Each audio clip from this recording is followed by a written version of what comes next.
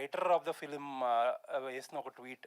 And more than the tweet, సరే differences will come, but ఏంటంటే ఆయన నా స్టోరీని రేప్ చేశారనే భావం వచ్చేలా ఒక పదం వాడారు. సో వాట్ ఈస్ హ్యాపెనింగ్, అసలు ఏం జరిగింది? ఇంత స్ట్రాంగ్ రియాక్షన్స్ రావాల్సిన అవసరం ఏముంది? సో అందరూ రెడీగా ఉన్నారా? అంటే ఈ క్వశ్చన్ అందరి మైండ్లో ఉంటుంది తెలుసు నాకు. సో నేను లాంగ్గా డీటెయిల్గా చెప్తాను. ఫస్ట్ అయితే నాకు సాయి గారి మీద చాలా మర్యాద ఉంది, because is a very senior writer and I have a lot of respect. But the world, మన ప్రపంచం ఎలా అంటే కొన్ని స్టోరీస్ వచ్చి అలానే ప్రజెంట్ చేస్తే ఆడియన్స్కి వచ్చేసి నచ్చదు. That is the truth of the matter. So నేను ఎవరిని వాళ్ళ కథని రాబ్ చేయలేదు, నేను తీసుకోలేదు. కాంట్రాక్ట్ వేసాము, డబ్బులు ఇచ్చాము, అన్నీ తీసుకున్న తర్వాత ఆ కథ నాదైంది. ఆ కథ వచ్చేసి ఆయన దగ్గర వచ్చేసి ఆల్మోస్ట్ ఒక 6 years ఉండింది. అంత బాగుంటే ఎందుకు చేయలేదు? సో అంటే ఏమో ల్యాగ్ ఉంది. అండ్ ప్రతి చోట్ల వెళ్ళేసరికి కథ చెప్పేసరికి నాకు వచ్చిన ప్రతి టైం ఫీడ్బ్యాక్ ఏంటంటే సెకండ్ హాఫ్ బాగలేదు. నేను నిజంగా చెప్పాను, మీకు తెలుసు నేను అబద్ధం చెప్పలేదని. ఇదే జరిగింది మ్యాటర్. ఓకే, ఇప్పుడు జనరల్గా అయితే రైటర్ గారు వచ్చేసి మీతో పాటు కూర్చొని వర్క్ చేయాలి, అవన్నీ చేయాలి.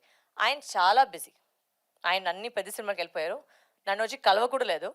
మొత్తం కథని వచ్చేసి ఏదో ఒక ఆడియో నోట్లో పంపించారు. సో ఆ ఆడియో నోట్ల నుంచి నేను ఎంత తీసుకోలేను.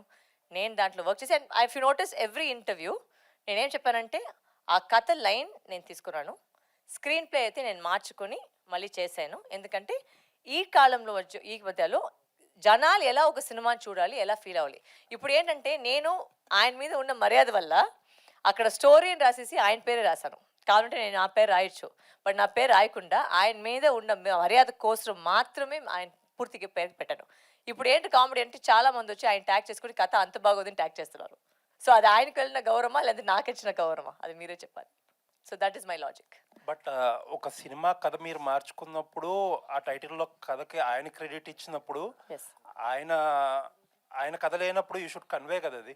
అవును సార్, బట్ ఫోన్ లో వస్తేనే కదా సార్ కన్వే అయ్యేది. అంటే మీరు ఇప్పుడు అంటే ఇంటర్వ్యూస్ లో చెప్పుంటారు, but what is permanent is cinema. సినిమాలో క్రెడిట్ ఎప్పుడు ఆయన పేరు మీద కథ ఉంటుంది, ప్లస్ ఆయన కథ లేదు అన్నప్పుడు it tells a different story కదా. yes it's not his story, but the question is the story is mine, no sir. అప్పుడు మీరు క్రెడిట్స్ లో చెప్పుండాల్సింది కదా. నేను చెప్పాలి సార్, నా పేరు కాకుండా ఆయన పేరు మాత్రమే రాశాను. ఎందుకంటే అది కూడా ఫస్ట్ ఒక ప్రాబ్లం వచ్చింది. ఎందుకు మీ పేరు రాస్తానని ఆయన పేరు మాత్రమే నేను ఆయన రెస్పెక్ట్ కోసం నేను పెట్టాను. బట్ ఆ రెస్పెక్ట్ అది రిటర్న్ చేయలేదు. నాకేం ప్రాబ్లం లేదు, నా పేరు పెట్టి నాకు చాలా సంతోషం. ఎందుకంటే నాకు తెలుసు ఎంత వర్క్ చేశారు ఆ కథ మీద. బికాస్ ప్రతి వాళ్ళు ఆ కథ వినేసరికి అందరూ చెప్పిన యునానిమస్ వచ్చి చాలా ల్యాగ్గా ఉంది. ఇప్పుడు మన మధ్యలో ఇప్పుడు మీరు ఒక పెద్ద స్టార్ పెట్టుకొని అలాంటి సినిమా చేస్తే పర్వాలేదు. మేమందరూ వచ్చేసి good actors, but we are not stars. So ఆ కథను ఎలా మేము జనాలు తీసుకువెళ్ళాలి, దాని మీద మేము వర్క్ చేసాం, చాలా వర్క్ చేసాం. సార్ రానే లేదు, అసలు ఒక్క సిటీ కూడా రాలేదు. ఎందుకంటే లేదు నాకు పెద్ద cinema, I'm not mentioning what all movies is doing, but okay he's doing చాలా పెద్ద సినిమా, అది కూడా నేను ఒప్పుకున్నాను. ఓకే సార్ మీరు బిజీగా ఉన్నారు, నో ప్రాబ్లం, నేను చూసుకుంటాను.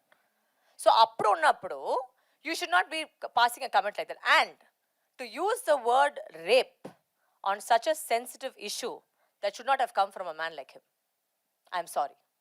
It's very insensitive and it's extremely rude.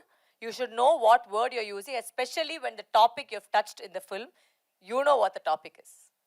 So I think you should be careful of what words you can use. And I'm saying this because నాకు కావాలంటే నేను చాలా కథలు తీసేవాళ్ళు చెప్పేవాళ్ళు, బట్ నేను అలాంటి మనిషి కాదు. నేను వాళ్ళందరినీ ప్రతి వాళ్ళని నేను చాలా గౌరవిస్తాను, వాళ్ళకి మర్యాద ఇస్తున్నాను.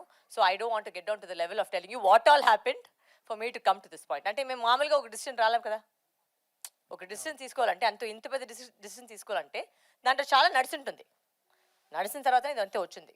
నేను అంతలో కాదు అవన్నీ చెప్పేదానికి.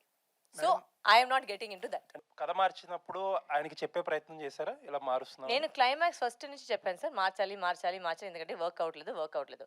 ఇట్స్ వెరీ సింపుల్, నాకేం పెద్దగా లేదు. ఏంటో మీరు అందరూ ఇప్పుడు చెప్పారు కదా మీకు క్లైమాక్స్ చూసి నచ్చిందండి. ఆ క్లైమాక్స్ చూసి అదే నాది.